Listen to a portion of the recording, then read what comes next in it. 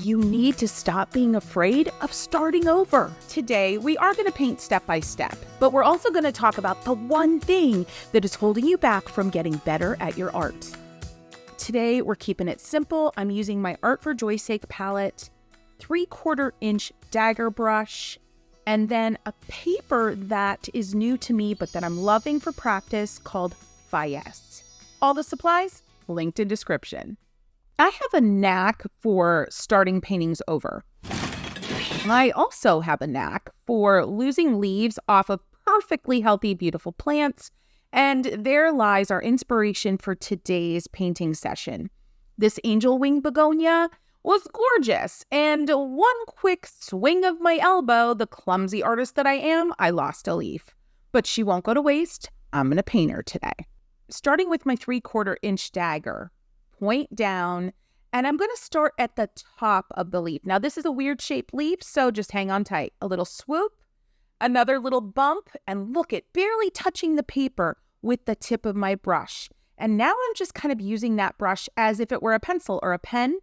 And then at the end there, a thicker stroke because I applied more pressure. Let's take a look at that again. Quick thing to note, I have multiple colors on my brush. A little bit of green, some pinks. It is coming out kind of gray, but trust the process. Okay, that brush is sopping wet with paint.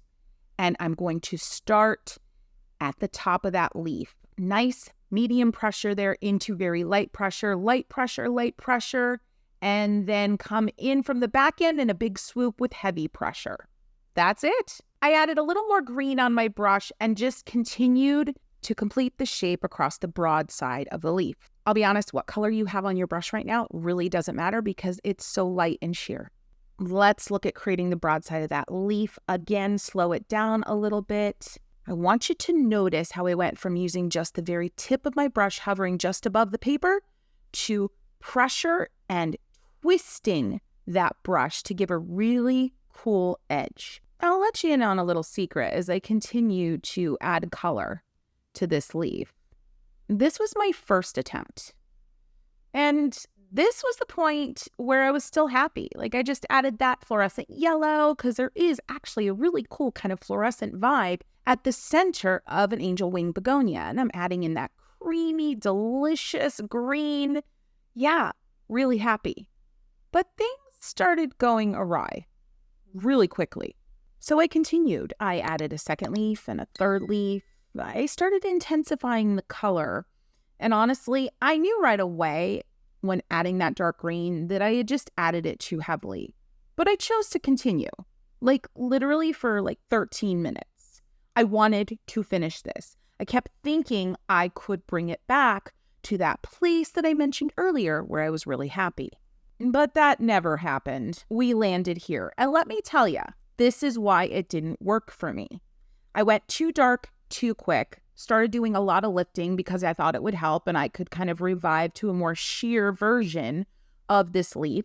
Then when I got frustrated with that, I thought that adding more pink and more yellow, and yeah, it just became muddy in a bad way. Then I thought for sure that adding those classic iconic white dots would save it all. Yeah, no. And so we start over. So here's my start over. Very similar shape. I used all the same techniques. I added more color, but I did it later in the process.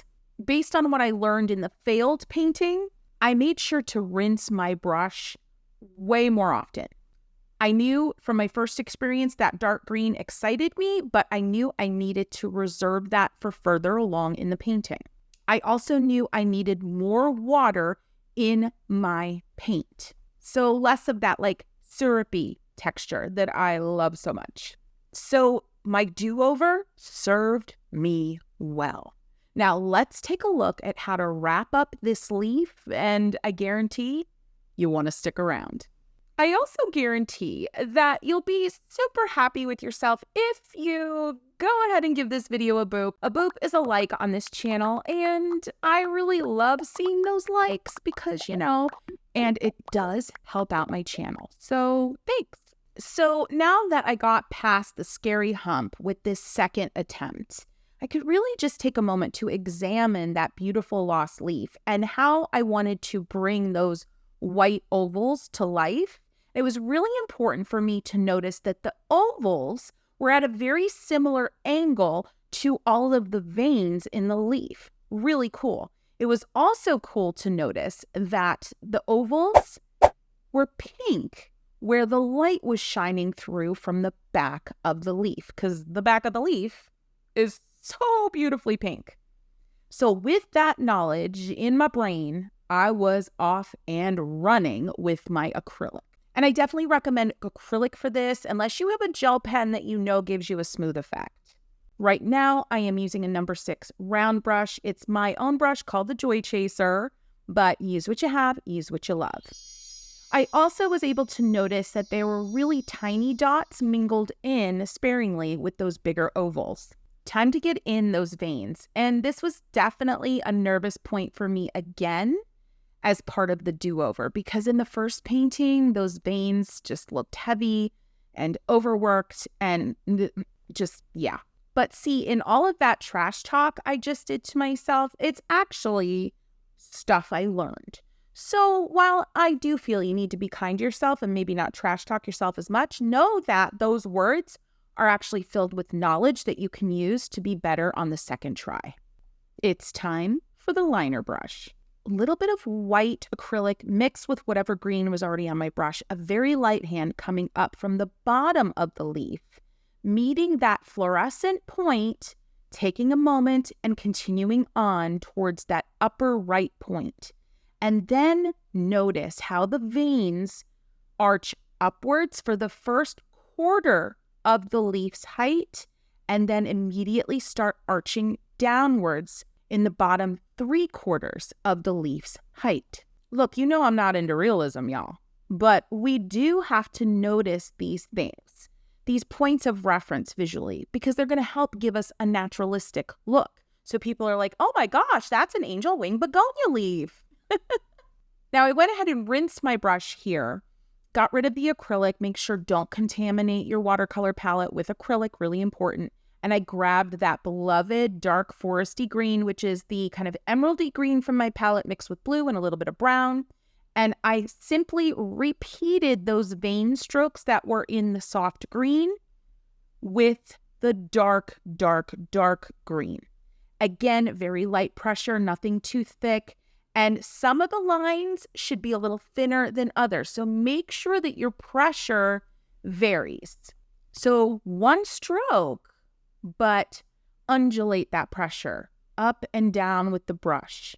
Now just head on over to the other side of the leaf. And honestly, you're just going to repeat everything, but things are going to be a little lighter in boldness and a little more sheer.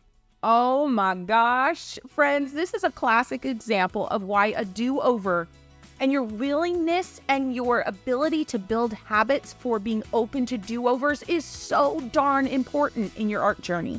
Because you may think, gosh, you wasted 15 minutes of your life on the first one. No, you spent 15 minutes learning on the first one so that you could have a 7-minute triumph on the second. And that's it.